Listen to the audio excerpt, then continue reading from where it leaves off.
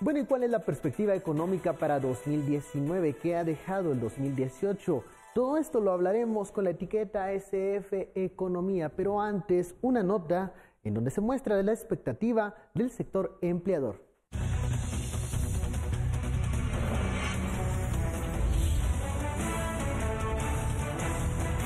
El sector de la construcción será el más fuerte en contrataciones en los primeros 3 meses del próximo año. Según Ana Lucía Ochoa, vocera de Manpower Group Guatemala, esto se debe a que muchas licencias que estaban pendientes de autorizar fueron liberadas en obras públicas y privadas, además de la construcción de complejos habitacionales verticales, la mejora de infraestructura vial y la construcción de centros comerciales. Este dato fue identificado luego de la realización de la encuesta de expectativa de empleo 2019 a 620 empresas del país. Pues lo que encontramos es que la tendencia neta de empleo está situada en el 10%, 14% de estas empresas que fueron encuestadas indican que tienen anticipado un incremento, ¿verdad? Un 4% indica que puede esto disminuir y un 82% indica que no habrá ningún cambio. Los sectores de agricultura y pesca, minería y extracción y el comercio son los que tendrán menos oportunidades de contratación. La sequía vino a disminuir, también ralenteció el crecimiento del cultivo del café y quiera que no, pues estos productos que son los tradicionales de exportación se vieron mermados. Entonces la parte de comercio, así como el ingreso del contrabando, impactó fuertemente el área de las ventas en este tipo de industria. En esta encuesta también se analizan las regiones. Según los resultados, la región centro liderará el ritmo de contrataciones, reportando una expectativa de empleo de 13%. La región sur tiene un panorama optimista. Esto debido a la inversión realizada para una nueva planta embotelladora. Esta encuesta se realiza en 44 países y las intenciones de contratación para el primer trimestre del 2019 son más fuertes en 16 países, se debilitan en 23 y se mantienen en 5. Bienvenidos a Sin Filtro, noche de martes, y este día hablaremos del tema económico. ¿Qué pasa con los escenarios económicos para 2019? ¿Será la economía uno de los temas centrales en la campaña electoral? ¿Qué certezas económicas para la inversión? De todo eso hablaremos esta noche con la etiqueta SF Economía. Nos acompaña hoy en el estudio Hugo Maúl del Departamento de Investigación Económica del CIEN. ¿Tal, Hugo Maúl? Muy buenas noches. Buenas noches, Ben, ¿cómo estás? También nos acompaña nuestro analista, Philip Chicola. Philip, ¿qué Buenas tal? noches, Ben. Buenas noches, Hugo. ¿Qué tal, Philip? Hablemos sobre el escenario para 2019. ¿Qué nos espera 2019? CIEN presentó hoy una investigación, un informe de estas certezas o incertidumbres del escenario económico para el próximo año. ¿Qué nos espera, Hugo? Muchas gracias, buenas noches. La verdad que el año 2019 presenta grandes retos, creo sobre todo en el tema político electoral. El año 2018 termina aletargado, las tasas de crecimiento que se pensaban originalmente no se logró llegar a la meta. Las razones las acabamos de ver: bajos precios de productos de exportación, sobre todo el clima de polarización, incertidumbre, falta de acción coordinada por parte del gobierno. Y vamos hacia un año electoral en el cual la campaña electoral de por sí siempre trae sorpresas, muchas veces trae momentos desagradables de confrontación y de más polarización. Me parece entonces que el 2019 no hay ninguna señal positiva o alentadora que pudiéramos pensar nos haga suponer de que va a ser un año excelente, un año bueno. Y si a eso le sumamos lo que puede traer una campaña que no logramos visualizar todavía, creo que estamos jugándonos bastante, sobre todo de cara al 2020, que cuando el nuevo gobierno deba de asumir, debe tener una propuesta y debe ganarse la confianza y la credibilidad, tener la credibilidad frente a la población. Hubo pocas expectativas de que los diferentes binomios presidenciales presenten propuestas creativas económicas que puedan ser alternativas para el electorado. Bueno, eso era precisamente lo que nosotros enfatizábamos, que es importantísimo que cada uno de los partidos que va a estar en contienda se tome seriamente la importancia de tener una propuesta económica. Cuando en las encuestas se pregunta a la población, su principal preocupación es la económica, ya sea en términos de falta de oportunidades económicas, falta de empleo y por ende falta de ingresos laborales. Entonces, si esa es una de las principales preocupaciones o la principal preocupación de los guatemaltecos, los partidos deberían tener una propuesta coherente, consistente y sobre todo creíble de cosas que puedan lograr realizar. Yo creo que tenemos ya 5 o 6 años de que el tema económico ha quedado relegado a cuarto o quinto orden de importancia. El país no puede seguir dedicándose a otras muchas cosas y dejar la situación económica a que se arregle sola, porque claramente no se está arreglando y tenemos retos grandísimos en materia de infraestructura, en materia de generación de empleo, en materia de una coordinación efectiva de la política económica y en términos de dirigir a las instituciones tras un plan concreto. Y cualquiera que pretenda llegar en el 2020 al gobierno debería tener una propuesta que pueda hacer factible, no promesas. Promesas van a hacer, pero lo importante es qué le van a cumplir al guatemalteco. No podemos nosotros seguir jugando malabarismos con el futuro económico de los guatemaltecos. Ahora, ahí hay una, digamos, una alternativa de propuesta programática de los partidos políticos que sean serios, pero también está la otra opción que pueden haber propuestas populistas, propuestas no realizables, pero que pueden convencer al electorado en materia económica. Sí, definitivamente ese es el gran riesgo y por eso nosotros desde el CIEN estamos llamando de cierta manera a la cordura, a la ganarse la confianza del electorado y sobre todo a ser completamente serios con la propuesta. Está claro que al electorado le podrán decir muchas mentiras, les podrán decir muchas promesas, pero el electorado está demandando fuentes de empleo, está demandando oportunidades económicas y está demandando oportunidades de desarrollo en otros sectores distintos a los sectores que han sido los que tradicionalmente lideran esta economía. Con esto no estoy implicando que hay que abandonar lo que ya se hace, pero claramente tenemos una población joven, mayoritariamente urbana, que está frente a una gran revolución tecnológica para la cual hay que repensar la oferta que estamos haciendo a nivel de país y sobre todo tomar en cuenta que la efectividad del gobierno para dar soluciones, ya sea problemas económicos, problemas sociales, problemas jurídicos o de todo típico, es muy limitada. Entonces, quienes lleguen a gobernar en 2020 no pueden pretender que van a tener todos los hilos disponibles para hacer que la maquinaria funcione. Lo más seguro es que no funcione y en función a eso deberían ser completamente realistas en lo que se puede lograr o no se puede lograr. Me parece que sería totalmente inconveniente para los propios intereses de quien llega a gobernar echar a volar las expectativas y luego fracasar prometer lo que no se puede cumplir. ¿Qué opina Philip Chicola de las perspectivas 2019 en el tema económico? Vean, yo creo que lo que explicaba el doctor Maúl se concatena con discusiones que hemos tenido en este espacio ya desde hace varios meses. Efectivamente hay una ralentización de la actividad económica. Todos los indicadores lo muestran. Las explicaciones son multicausales, o sea, también no hay que caer en el error de querer encontrar exclusivamente una explicación. La primera explicación, obviamente, es el bajo precio de los commodities a nivel internacional. Somos un exportador particularmente de commodities. Cuando se está pagando menos a nivel internacional por la materia o por los bienes que estamos exportando, naturalmente la economía no va a crecer a un ritmo tan acelerado. Segundo, que es un tema que Hugo no quiso mencionar, la suspensión de la operación de la mina San Rafael. La mina San Rafael, la suspensión de las operaciones de la mina en un año... ¿Qué significó eso? Aquí, digamos, el detalle exacto yo creo que Hugo lo podrá dar mejor que yo, pero básicamente el estimado es que entre un 0.5 y un 0.6% de crecimiento del PIB nacional, no se creció ese 0.5, ese 0.6% más por la suspensión de las operaciones de la mina. Y es más, si nos vamos a ver el desagregado de crecimiento de Producto Interno Bruto en este 2018 comparado con 2017, el único sector en donde hubo un decrecimiento es en el de minas y canteras. Y ese sector obviamente está asociado a dos grandes variables, la suspensión de Minas San Rafael y una contracción y el cierre de operaciones de otras empresas mineras, que es un proceso que se ha venido dando desde el 2014-2015. Entonces digamos que ese motorcito que contribuía a mover la actividad económica está detenido. Se ahogó. Luego, la incertidumbre política, jurídica que genera un efecto de una baja confianza de los agentes económicos. Cuando vemos la medición que realiza mensualmente el Banco de Guatemala de índice de confianza en la actividad económica, desde agosto-septiembre de 2017 a la fecha, la confianza en la actividad económica no ha superado los 35, 38 puntos. Para nuestra audiencia, ¿qué significa la baja confianza? Es una medición de percepción. O sea, a diferencia, por ejemplo, de una medición de crecimiento del PIB, que es un indicador objetivo, La medición de confianza en la actividad económica es una medición de percepción entre agentes económicos y expertos económicos, que lo que hace es evaluar cuál es la sensación que tienen los agentes económicos respecto a las perspectivas de la economía nacional.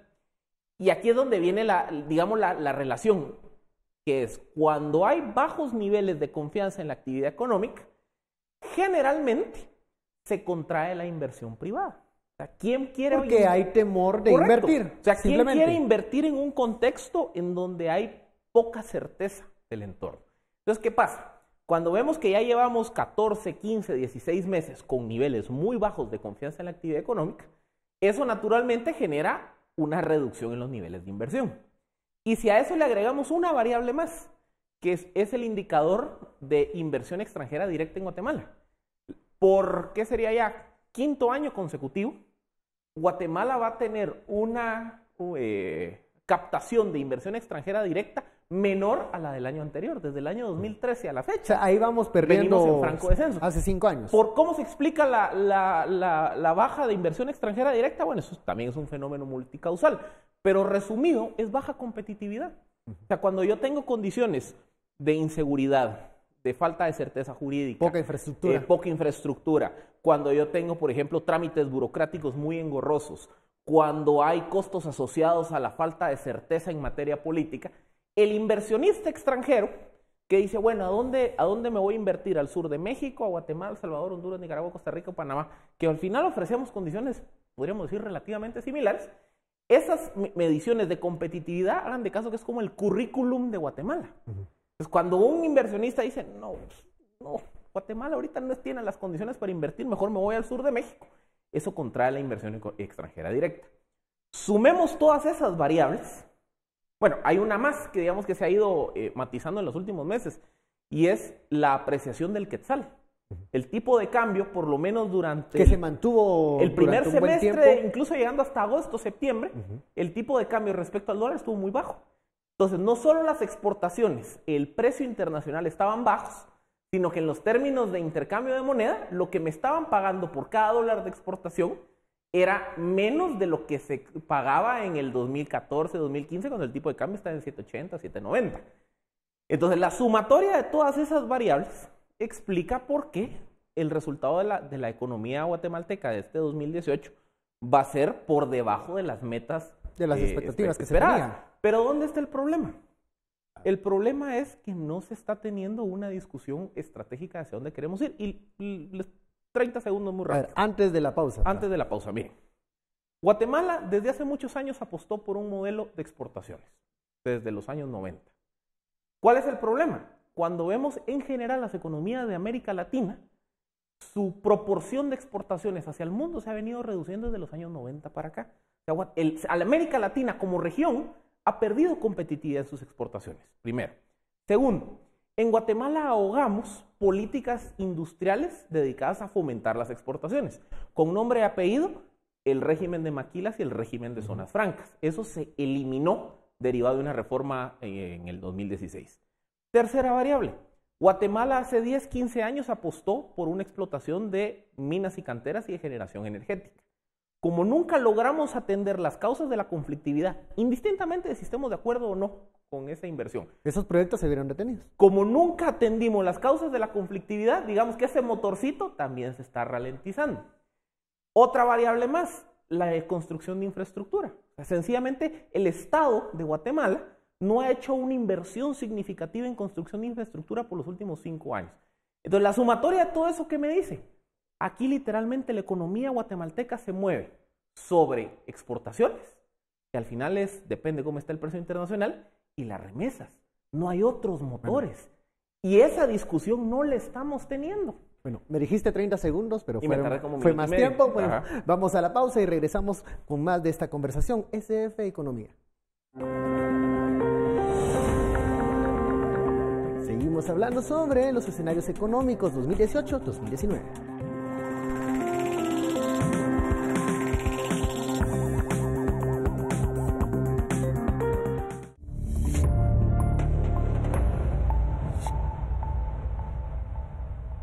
Regresamos a Sin Filtro, la etiqueta de la noche, SF Economía. Estamos hablando sobre escenarios económicos para 2019, pero también de lo que ha pasado en 2018. Baja confianza en la actividad económica. Es momento de repensar modelo de exportación. ¿Qué está pasando?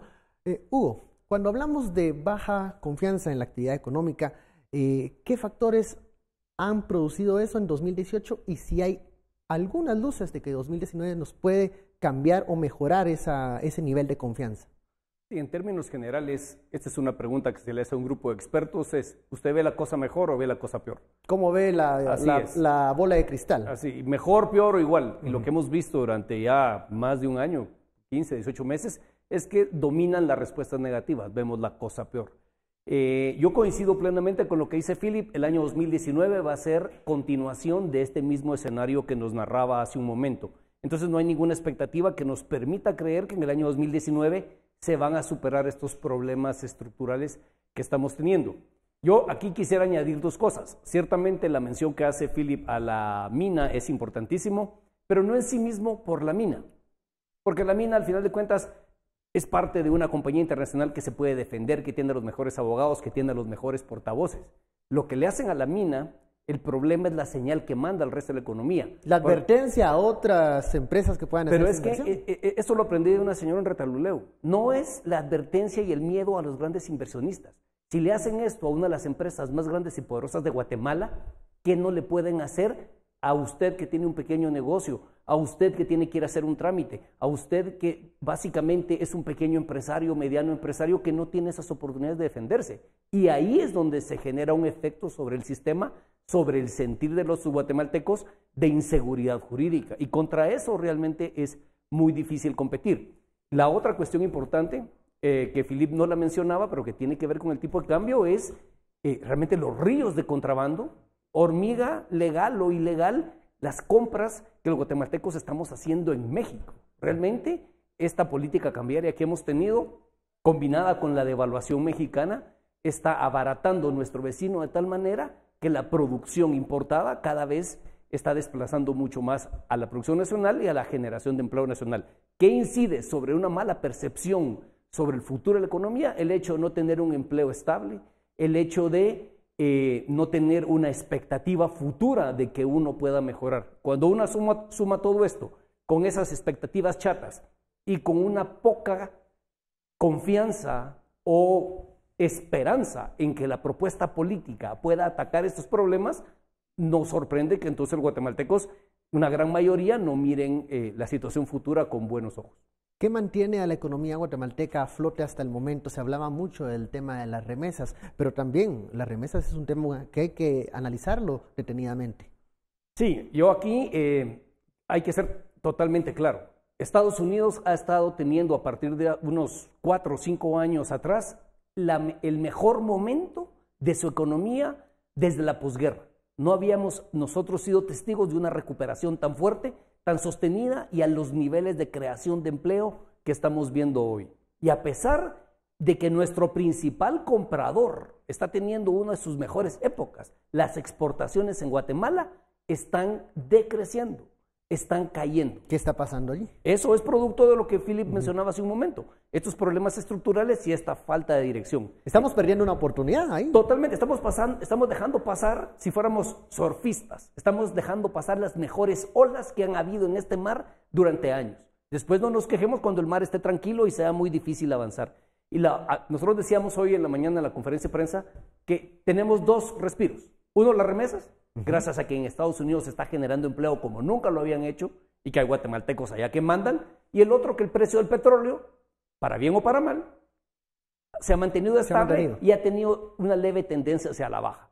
Sin esos 2 factores, realmente la situación que tendríamos hoy sería mucho más problemática, conflictiva y difícil de poder solucionar. Y tal vez lo más importante, y para mí ese es el llamado que hacemos nosotros a los partidos políticos, a quienes quieren llegar al poder en el 2020, es que lo que no hemos hecho en los últimos 5 o 6 años, debido a todos los procesos que, digamos, todo este conflicto que hemos vivido en los últimos años ha acarreado, es que hay problemas económicos que quedaron pendientes de resolver, que llevaban alguna direccionalidad, pero que simplemente hay hay otras prioridades, se perdió el norte, lo que querramos. El asunto es que la economía no ha sido la principal preocupación del quehacer político ni del quehacer del gobierno.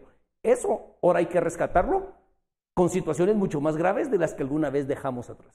¿Qué pasa con los niveles de polarización que no permiten estos encuentros, estos debates sobre qué cambiar, qué visión tener a largo plazo en el tema económico? Nos estamos perdiendo en lo urgente y no estamos atendiendo lo importante. Es que más que la polarización, yo creo que ha sido un abandono por parte de los actores políticos de una discusión real respecto del modelo económico hacia el cual Guatemala debiera de apostar. Dense cuenta, aquí no, yo no recuerdo desde los últimos, por lo menos desde el Plan Visión País, que fue por ahí del 2005-2006, un ejercicio en donde partidos políticos participaran de una discusión respecto de qué modelo económico apostarle. Se han abordado temas, llamémosle, importantes, pero que terminan siendo parches. Por ejemplo, en los últimos años se ha hablado mucho de las ciudades intermedias y la necesidad de desarrollar infraestructura, crear polos de desarrollo, de vivienda, más allá módulos de de la desarrollo capital, para atender, digamos, toda esta migración natural que se está dando del área rural hacia las ciudades intermedias. Eso es una visión, pero luego también está el componente de qué hacer, por ejemplo, con la población en el área rural, cómo mejorar la competitividad del campo. Segundo, toda esta discusión de decir, bueno, ¿hacia qué sectores queremos apostar? O sea, queremos seguir siendo una economía dependiente en la agroexportación, queremos apostar por los servicios, queremos apostar por la manufactura ligera. Entonces, esa discusión no se está teniendo. Y como no se está teniendo esa discusión, las acciones de política pública y de legislación que debieran de materializar esas reflexiones no están ocurriendo. Entonces, aquí lo que tenemos son esfuerzos de ir parchando el sistema. Por ejemplo, el Doing Business lleva, desde que yo tengo memoria, diciéndonos la tramitología en Guatemala es muy complicada. Todo el proceso de constituir empresas es demasiado engorroso. Entonces, ¿qué pasa? Se aprueba una reforma al Código de Comercio por ahí del 2016 y ahora se aprueba una ley de emprendimiento en el 2018. Pero la reforma de todo el mecanismo de la tramitología requiere una política más amplia, una ventanilla única para la construcción, una integración de procesos administrativos del Estado. ¿Cuántos procesos burocráticos no debieran de realizarse en línea en lugar de hacerse físicamente en las oficinas públicas? Esa discusión no se está teniendo. Hay, digamos, esbozos o pinceladas. Esfuerzos muy separados. aislados. Luego, por ejemplo, ¿hacia qué modelo estamos apostando? Por ejemplo, si estábamos apostando por construir ciudades intermedias y generar un gran desarrollo de vivienda para hacer posible el desarrollo de esas ciudades intermedias, hay diferentes modelos en el mundo para incentivar la construcción de vivienda popular. Por ejemplo, es uno de tantos, la tasa de interés preferencial para construcción de vivienda, que es dar un interés más preferencial a la persona que quiera adquirir una vivienda popular. Eso no se está teniendo. Entonces, nos quedamos, digamos, como que estas reflexiones muy macro, en las nubes, a 50,000 pies sobre el nivel del mar, pero en donde se deben de materializar en política pública y en legislación, el tema no se está dando. Poco chance que la oferta electoral nos presente alguna luz de lo que estás mencionando, Phil, alguna propuesta de decir, sentémonos a la mesa, es momento de ver qué está mal, qué se puede componer, tener una visión más allá de aquellos temas que nos separan. Lo que pasa es que aquí es donde creo que viene, digamos, una dicotomía entre el mercadeo electoral versus una visión de Estado. Que van por caminos Porque, diferentes. ¿qué ocurre? Miren, realmente encontrar, digamos, una terapia de electroshock que reactiva la economía en el cortísimo plazo es difícil. O sea, las acciones económicas toman su tiempo en generar resultados. Pero ¿qué pasa? Los políticos, como lo que quieren son resultados en el cortísimo plazo, se van más por vender discursos, eslogans atractivos para el electorado, que no necesariamente tienen sustancia técnica. Por ejemplo, salir a decir, yo en mi gobierno voy a generar 1 millón de nuevos empleos. ¿Basado en qué? No sé. Pero esa idea de voy a generar 1 millón de nuevos empleos vende. Pero si no hay nada detrás de eso, se queda en una vil propuesta electorera que al final no genera ningún resultado tangible. Entonces, esos son los temas que a mí me preocupa, que la oferta electoral probablemente va a terminar cayendo presa de esos eslogans superficiales que no están sustentados en el nada. cómo van a lograr esas promesas. Conclusiones, Hugo, para las perspectivas 2019, tenemos que fijarnos en algo, en algún tema específico que no nos haga perder el rumbo de qué es lo importante del próximo año. Sí, antes que nada decir que las condiciones estructurales, las condiciones profundas de la economía, lo que deparan es un año 2019 parecido al año 2018. Realmente no miramos nosotros grandes sobresaltos en la tasa de inflación, en el tipo de cambio y en las condiciones básicas de la economía. Lo que sí vemos nosotros es que el clima político, como decía yo hoy temprano, si esto se convierte en un zafarrancho River-Boca, de ese tipo de conflictos no ganamos ninguno. Entonces aquí sí apelar a quienes van a estar en este proceso a que tengan la seriedad de comportarse como verdaderos estadistas y realmente comprometerse primero a llevar una campaña de altura. Número dos, en este largo periodo de transición que va a haber entre va a ser las de 6 elecciones. meses más o menos. Así es, de verdad dedicarse a entender cómo funciona la cosa pública y qué se puede lograr y no se puede lograr para que no se desborden las expectativas. Y número tres, en la medida de lo posible, discutir acerca de cuál es la ruta de desarrollo que debe tener Guatemala. Porque si no, verdaderamente lo que estamos haciendo es saliéndole al paso a los problemas que hay sin saber hacia dónde nosotros vamos. Y quiero terminar mencionando una cosa, Honduras, que como punto de comparación me parece que no debiera ser nuestro objetivo. Hace 40 años nos comparábamos con Chile, hace 30 con México, hace 20 con Colombia, hoy nos comparamos con Honduras, solo para ver el deterioro. Hoy es el tercer productor más importante de arneses en el mundo. Arneses son ese molote de cables que tienen los carros donde se conectan a las computadoras. Ok, uno podrá decir, bueno, ¿y eso qué importancia tiene? $700 millones y es el segundo productor latinoamericano después de México, conectado ya a la cadena global de la industria automotriz. ¿Qué estamos haciendo nosotros? ¿Qué estamos haciendo? Porque podríamos hacerlo y no estamos dejando pasar oportunidades. Eso es lo que no podemos seguirnos dando el lujo. Muchísimas gracias, Hugo, por esa interesante conversación de las perspectivas económicas 2019. Vamos a la pausa, regresamos con más. Al regresar, una postura sobre el salario mínimo que hay que discutir. Con eso volvemos.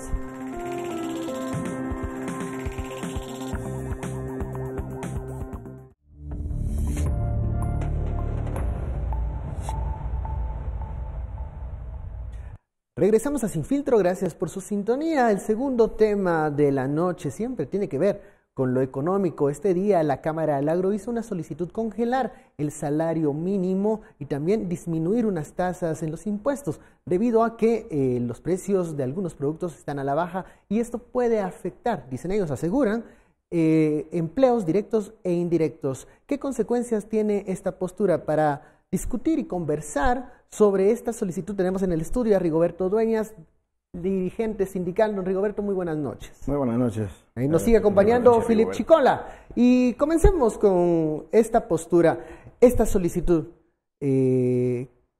Reacción a lo que Cámara del Agro está presentando hoy, ¿por qué lo hace? Y estamos a 2 semanas de que se venza ese plazo siempre fatal del salario mínimo, Philip. Bien, en Guatemala hay un mecanismo para la definición del salario mínimo.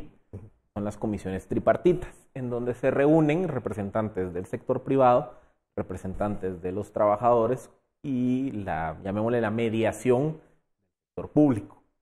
Y en teoría esa comisión tripartita debiera de generar una negociación consensuada para generar una propuesta de aumento anual del salario mínimo. El problema está que en 20 y tantos años, o en los últimos 20 y tantos años, si no estoy mal, solo en el 2013 hubo un acuerdo cuando se utilizó una fórmula propuesta por la Organización Internacional del Trabajo.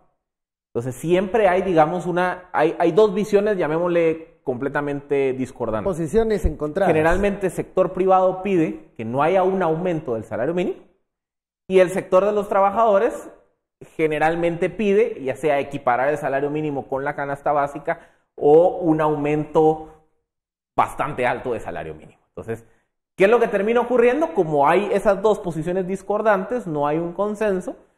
Al no haber consenso, se termina volviendo una decisión unilateral del presidente de la República. Y en sus manos queda la decisión de incrementar el salario. Ahí sí, Ahí sí literalmente depende cómo están las correlaciones de fuerzas, si es año electoral, mil y un cosas más. Entonces, yo creo que aquí debemos de plantearnos varios elementos. Primero, a mí la fórmula de la OIT siempre me pareció muy técnica.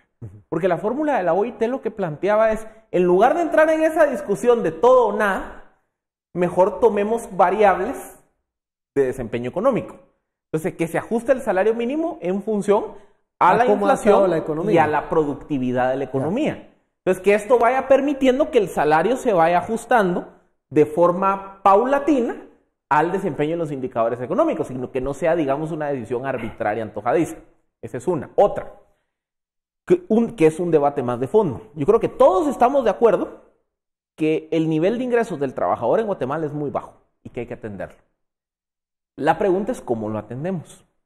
Por la vía, llamémosle, del decreto, o sea, de un aumento al salario mínimo por acuerdo presidencial, o atendiendo causales estructurales, lo que hablábamos hace un rato con Hugo Maúl. Una de las razones por las cuales, y pongámoslo así de fácil y sencillo, ¿por qué un trabajador en Guatemala que desempeña el mismo trabajo que alguien en Estados Unidos gana 2 o 3 veces menos en Guatemala que en Estados Unidos? ¿Qué está pasando ahí? ¿Cuál es un asunto de productividad de la economía? ¿Por qué un mesero en Guatemala gana una tercera parte de lo que gana un mesero en Estados Unidos? ¿Por qué un agricultor en Guatemala gana una tercera, cuarta parte de lo que gana un agricultor en Estados Unidos o en Europa? Porque la productividad, o sea, lo que genera de riqueza a la economía, es 3, 4, 5 veces menos en Guatemala que en otras latitudes. ¿Cómo mejorar la productividad? Lo que hablamos. Mejorar la infraestructura, eficiencia Ese es el debate económica, que tenemos pendiente. Un debate mucho más profundo. Entonces, ¿cómo mejoro el ingreso de los trabajadores? ¿De a plumazo o mejorando la productividad? A ver, preguntamos a don Rigoberto. Don Rigoberto, ¿le sorprende la solicitud que hace hoy la Cámara del Agro? De ninguna manera, no. Precisamente porque yo tengo más de 20 años de formar parte de las comisiones paritarias de salarios mínimos. He estado en las comisiones paritarias como en la Comisión Nacional del Salario. Históricamente han sido las mismas propuestas del sector empleador, del sector patronal y muy específicamente del sector agro de Guatemala. Llámese Cámara del Agro, llámese Asociación General de Agricultores. Ha sido la misma propuesta, 0 incremento. Y el argumento que presentan es que alto costo de producción, pérdida de empleo, despidos masivos y que la economía internacional, que la economía guatemalteca, es decir, un montón de excusas para no pagar salarios. ¿Cuál sería entonces la alternativa para mejorar los ingresos de los trabajadores? En primer lugar, hay que remontarse al principio de legalidad. Ya Philip hablaba de eso. El principio de legalidad nos indica a nosotros en el artículo 103 del Código de Trabajo que el salario mínimo debe fijarse sobre la base de satisfacer las necesidades básicas de la población, las necesidades básicas de los trabajadores, que un padre de familia pueda darle educación, pueda darle salud, pueda darle vivienda, pueda todas las condiciones necesarias para poder vivir bien. Eso estamos todos de acuerdo con eso. Eso es la base. Y eso no tiene nada que ver con lo que ciertamente el Banco de Guatemala, los delegados del Banco de Guatemala como asesores de la Comisión Nacional del Salario, también sugerían, miren, ¿y por qué no se van por la fórmula? Fórmula de la OIT, decía Philip, pero el Banco de Guatemala también presenta una fórmula que nosotros como sector laboral le hemos denominado la fórmula de la pobreza, porque es ni más ni menos no pagar salarios, no aumentar salarios, porque van a ser 3%, 2%, por ahí se tienen que ir. Es decir, y cuando nosotros planteamos nuestra petición de salario mínimo, ciertamente planteamos 190 quetzales diarios. Pero lo hicimos con base, y eso constituye el 62% de lo que es la necesidad que recomienda el Instituto Nacional de Estadística, una entidad del gobierno. O sea, el mismo gobierno nos dice a nosotros que un trabajador para que viva dignamente debe percibir 8,265 quetzales mensuales. Nos lo dice el Estado a través del INE, y entonces nosotros dijimos, denos el 62%, que significa 5,778 quetzales mensuales. Por supuesto que eso se mira alto si se compara con los salarios de 20 quetzales que se pagan diariamente en una finca. Se mira alto si se compara con los salarios de 45 quetzales que se pagan en una producción de Don Rigoberto, hule. ¿qué pasaría o qué impacto tendría en la actividad económica incrementar el salario de esta manera? Hago la pregunta. Tendría un impacto que según los representantes empleadores, que tendría un impacto de mayor costo de producción. Pero el problema, y ya Philip tocaba, el tema de la productividad. Las fincas del interior y muchas empresas urbanas no son productivas por una serie de factores, pero solo pretenden ver o solo quieren ver el aspecto salarial como el fenómeno, como el detonante para no incrementar los salarios. Para que un trabajador sea productivo tiene que pasar por la educación. ¿Y quién puede darle mejor educación a sus hijos con 40 quetzales diarios? ¿Quién puede darle mejor vestido y mejor salud a sus hijos con 35 quetzales diarios? Eso no es más ni menos que hambre y miseria en el país. Estamos produciendo miseria, estamos produciendo pobreza en el país. A ver, don Rigoberto propone un incremento salarial que sería el del 60% según lo que da a conocer el INE. El impacto a la actividad económica de eso no se trasladaría al consumidor final. Es que hay varios efectos, porque miren, generalmente cuando pensamos en el aumento del salario mínimo, tendemos a pensar que eso es un tema de grandes empresas. El problema de aumentar, o sea, el salario mínimo de una forma tan significativa, es que quien lo más lo sufre son las pequeñas y medianas empresas. Sobre todo porque ellos realmente están, digamos, viviendo en una escala de costos mucho más complicada. Entonces, son las pequeñas y medianas empresas las que están en condiciones menos favorables para poder hacer frente a un aumento, digamos, tan relevante del salario mínimo. ¿Eso qué implicaría? Que una empresa que tiene 10 trabajadores y que ahora le están aumentando 40% el salario mínimo, va a tener que decir, bueno, yo no tengo la capacidad de pagarlo. Entonces, tengo que hacer recortar personal porque es ley, tengo que cumplir con la ley. Entonces, en lugar de ofrecer 10 puestos de empleo, ofrezco solo 6. Bajo el nuevo salario, sí, pero con un efecto de desempleo. Cumpliendo el nuevo salario, pero eso tendría esas consecuencias. Otro efecto, que es trasladar el precio final al consumidor. Que trasladar el precio final es decir, bueno, ahora en mi escala de costos, el aumento del salario mínimo me obliga a tener un costo 40% más alto. Entonces, ¿qué hago yo? Simplemente aumento mi precio final de venta 40%. Entonces, ¿a quién afecta eso? Al trabajador que no gana el salario mínimo, al que está, digamos, por encima del margen del salario mínimo o el informal, que no se beneficia de la medida. Por ejemplo, un trabajador que que gana 5,000 quetzales mensuales, está por encima del salario mínimo. Él no va a ser beneficiario del aumento al salario mínimo. Entonces, si hay un traslado del costo al precio final, ese trabajador es el que se va a ver más afectado, porque va a sentir que todos los precios subieron, pero sus ingresos no. Y el que está en la informalidad, ese es el peor, porque él probablemente está ganando menos de salario mínimo, por estar en la informalidad no está sujeto al beneficio, y el precio de todos los bienes se les va a disparar. Bueno, hacemos una pausa, regresamos con más de esta conversación. SF Economía. Seguimos hablando sobre el tema del salario mínimo. ¿Será el presidente quien decida finalmente si hay aumento? De eso hablamos al volver.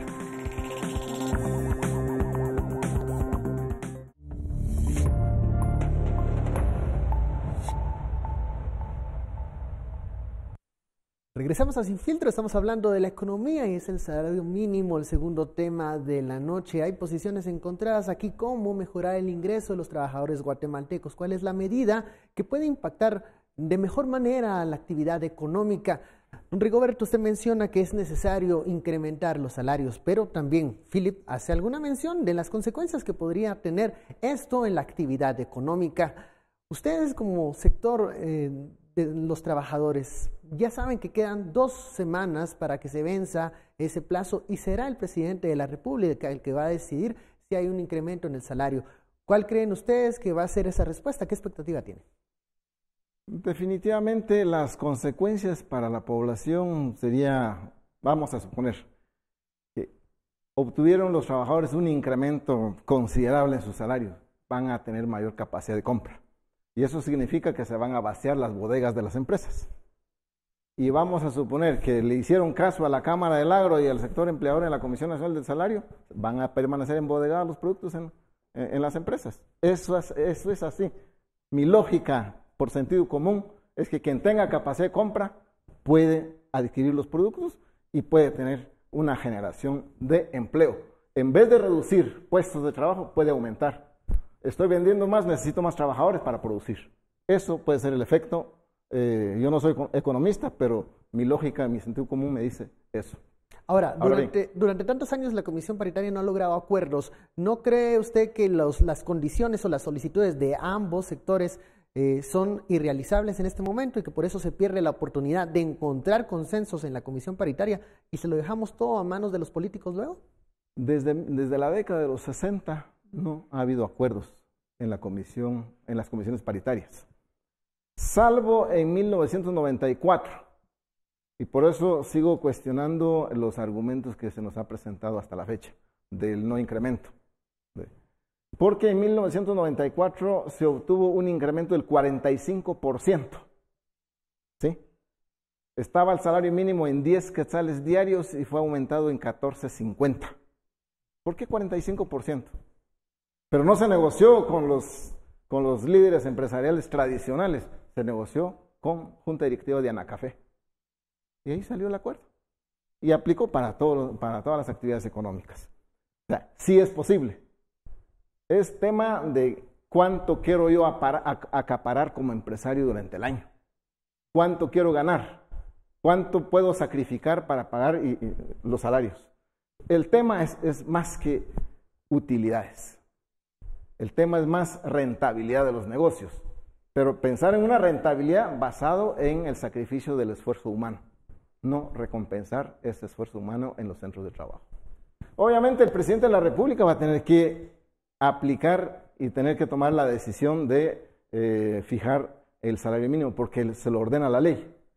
Y esta fijación anual de los salarios mínimos para los televidentes, esta información es importante. Fue un acuerdo tripartito entre sector empresarial, sector sindical y sector gobierno durante la gestión del ministro de Trabajo, que en paz descanse, Mario Solórzano Martínez. Fue un acuerdo tripartito. Fijemos anualmente los salarios mínimos, pues, porque antes la Constitución lo dice todavía, pero el Código de Trabajo también lo reiteraba, una fijación periódica. Y resulta que esa fijación periódica se convertía en 8 años, en 6 años, en 7 años, en 4 años. No había digamos, un parámetro más fijo. Ahora, la ley dice fijar anualmente los salarios mínimos. La ley se lo ordena al presidente de la República y por eso me parece un tanto descabellada la petición de la Cámara del Agro porque es casi que llamar al presidente de la República a violar el principio de legalidad del país. ¿Qué opina Philip de esto? La Comisión no ha logrado acuerdos, pocas veces se ha encontrado humo blanco en esa actividad de la Comisión Paritaria y bueno, es el presidente de la República el que tiene que decidir finalmente en una decisión que más allá de lo técnico cae en el ámbito político. Correcto.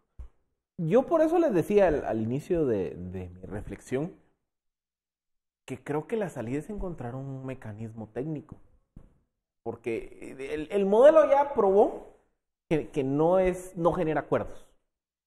Y no genera acuerdos porque lo que se conoce en teoría de negociación siempre hay posiciones excluyentes y discordantes. Digamos, nunca, digamos, ha habido, digamos, una posición que tienda a generar consenso, acercamientos. Es que, miren, esto es como cualquier negociación. Si yo estoy negociando con Ben, bueno, ¿cuánto te debo? Cero quetzales, digo yo. Y él me dice 100. Qué difícil, pero si estamos negociando entre si te debo 10 o te debo 15, es más fácil que nos pongamos de acuerdo en torno al 13. Entonces, ese es el tema aquí, que digamos, el modelo siempre se ha ido, digamos, por polos. Derivado de eso, yo creo que lo más sano es encontrar una fórmula. Porque la fórmula permite incorporar criterios técnicos de la economía a un proceso que se ha vuelto, digamos, muy paralizado y muy politizado. Pero segundo, la mejora de los ingresos de los trabajadores, yo creo que va por la productividad. Porque al final, miren, el salario mínimo termina siendo excluyente. Partamos de la siguiente premisa. El 75% de la actividad económica en Guatemala ocurre en el marco de la informalidad. Eso quiere decir que hay un 75% de trabajadores que no saben ni qué es salario mínimo. Entonces el beneficio no les llega a ellos. En cambio, digamos, si hay un aumento muy relevante del salario y hay un aumento de precios asociado a ello, ellos pagan el costo pero no tienen el beneficio. Entonces, un tema que hay que discutir es cómo incorporar a ese 75% de la población económicamente activa a la formalidad.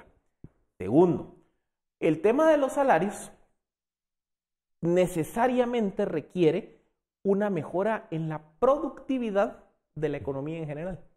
Y mejorar la productividad de la economía en general requiere de una discusión más profunda, o sea, evitar esos parches.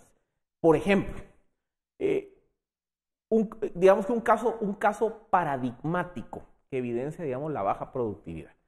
En Guatemala hubo entre el 2000, más o menos entre el 2000 y el 2010, un boom de inversión en servicios de telecomunicaciones, conocidos como los contact centers. Y si se dan cuenta, el salario promedio de un contact center es hasta 2.5 veces más arriba del salario mínimo. ¿Dónde estuvo el problema? Que hubo un momento que ya no había oferta de jóvenes capacitados con buen nivel de para inglés. Tener ese tipo de trabajo. O sea, inversionistas habían. Deseo de expandir operaciones en Guatemala había. Pues que la productividad de la economía guatemalteca fue muy limitada porque no había una suficiente oferta de jóvenes con buen dominio del idioma inglés capaz de poder llenar esos puestos de trabajo. Otra, por ejemplo, en materia de producción agrícola. En materia de producción agrícola aquí debemos de reflexionar sobre cómo mejorar la productividad de la tierra, cómo utilizar mejores mecanismos de riego, semillas mejoradas, cadenas productivas para que se produzca más, porque al producir más se genera más riqueza y eso genera mayor, o hay, digamos, un bolsón mucho más grande del cual se puede entonces aumentar los salarios. Pero si la productividad no está aumentando, si no estamos discutiendo cómo mejorar la educación de la mano de obra, la salud de la mano de obra, las condiciones de nutrición, si no estamos mejorando el tema del capital, concretamente la infraestructura, al final del día la economía guatemalteca genera poca riqueza. Y una economía que genera poca riqueza, transversalmente va a tener una escala salarial mucho por debajo de las economías que generan más riqueza. Dos temas, discutir la productividad, el modelo de productividad para obtener mayores ingresos, don Rigoberto, y segundo, la necesidad de buscar mejores formas de negociación en las comisiones paritarias. Puede ser un ejemplo la utilización de alguna fórmula que permita tal vez algún acuerdo y que no deje la decisión del salario mínimo en manos del presidente. ¿Puede ser esa una opción? En primer lugar, sobre el tema de la productividad, creo que sí es necesario y es con carácter de urgencia nacional. Debe de discutirse el tema de la productividad.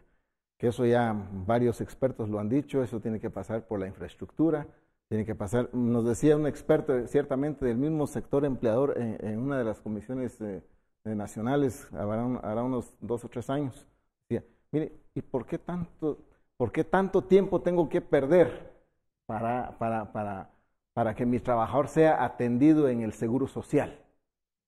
Esas grandes filas. ¿Y por qué no se programan las citas más efectivamente? ¿Y por qué tengo que mandar o los trabajadores tengan que pasar 4 o 5 horas haciendo fila en el Hospital San Juan de Dios? Decía, el sector público tiene que también dinamizarse. Es decir, el tema de la productividad es un conjunto de cosas. Y decía este experto, ¿y dónde están nuestros 4 carriles de aquí hasta Santo Tomás de Castilla y de aquí hasta Puerto Quetzal? ¿Dónde están? ¿Dónde está mejorar la infraestructura? Mejorar la infraestructura, eso Pero entonces, por eso, salir de esa burbuja del tema de salario mínimo que muchas veces se convierte en una discusión de techos, porque ya solo se habla de una cifra, nos puede llevar a encontrar acuerdos más creativos para mejorar los ingresos de los trabajadores y la productividad de las empresas. ¿Pueden ir de la mano? Tienen que ir de la mano, deben de ir de la mano.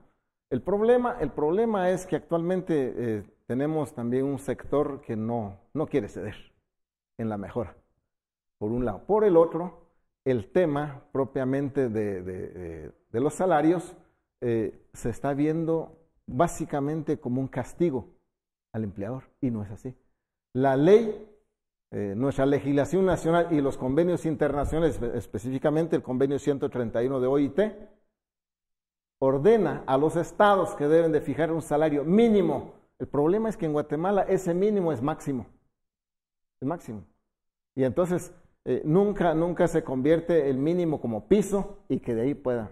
Obviamente hay ciertos niveles donde eso se aborda en su justa dimensión como piso el mínimo y luego hay incrementos salariales, pero para un sector de trabajadores, un segmento muy reducido de trabajadores que está profesionalizado. Rigoberto, ¿cómo vamos a terminar este año? ¿Será otra vez el presidente Morales quien tendrá que decidir el futuro del salario mínimo? Definitivamente el señor presidente de la República no puede realizar un desacato a la legalidad.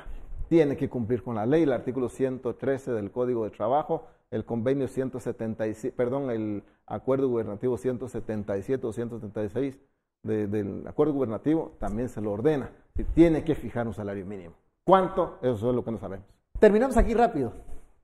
Fórmula. Yo creo que es lo más sano técnicamente hablando. Hemos llegado al final de esta conversación. Muchísimas gracias, don Rigoberto, por su opinión. Y vamos a ver qué pasa con esta comisión paritaria. Presumiblemente será el presidente de la República el que tomará la decisión y veremos si acata o escucha la recomendación que ha hecho la Cámara del Agro. Bueno, hasta aquí llegamos. Ahora los dejo con María Elisa Gómez. Agradecemos a nuestros compañeros de Sin Filtro por ese análisis, pero también presentamos la última nota de la noche. Yalitza Aparicio no tenía intención de hacer el casting para la próxima película del director mexicano Alfonso Cuarón, pero el destino la puso frente a la cámara. Esta mexicana de origen indígena se convirtió en la estrella de Roma, una de las cintas favoritas para la temporada de premios en Hollywood. Yalitza Aparicio hizo el casting para la película Roma de Alfonso Cuarón por casualidad. Esta maestra mexicana de origen indígena es ahora la estrella de una de las películas más aclamadas del año. En Roma, Cuarón apostó por un proyecto muy personal para contar la historia de las dos mujeres que marcaron su infancia. Cleo, una empleada doméstica con raíces indígenas, interpretada por Aparicio, y su madre, a la que encarna la actriz Marina de Tavira. Lo mismo con Yalitza, lo mismo con todo el resto del cast.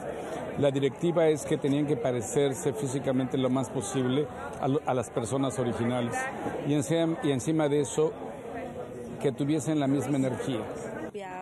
Sin experiencia previa en un set, el trabajo de Aparicio ha recibido el aplauso de colegas y de la crítica. La actriz hace oídos sordos a los insultos racistas y clasistas que recibió tras aparecer vistiendo ropa de diseñador en la revista Vanity Fair.